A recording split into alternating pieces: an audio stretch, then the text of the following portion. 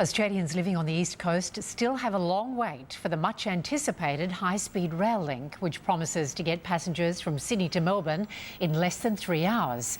Our political reporter Mia Greaves joins me now. Good morning, Mia. The federal government's just released its final report into the project. Yes, that's right, Anne, and if it goes ahead, trains won't begin running on the first section of the link until 2030 at the earliest. That's in 17 years' time, and the entire project wouldn't be finished for another 23 years after that.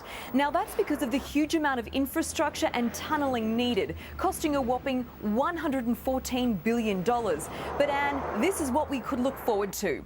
Brisbane to Sydney in less than 3 hours. Sydney to Melbourne in 3 hours after that.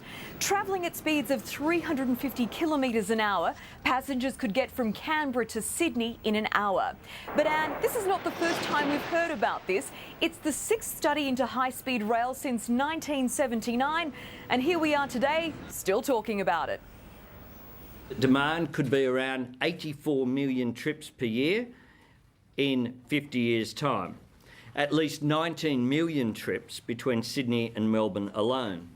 It would require 144 kilometres of tunnels.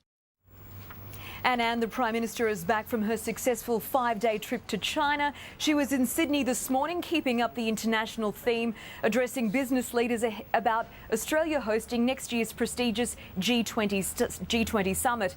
But if she attends the summit herself, that's for voters to decide in September, Anne. All right, Mia, thank you. Mia Greaves reporting from Canberra.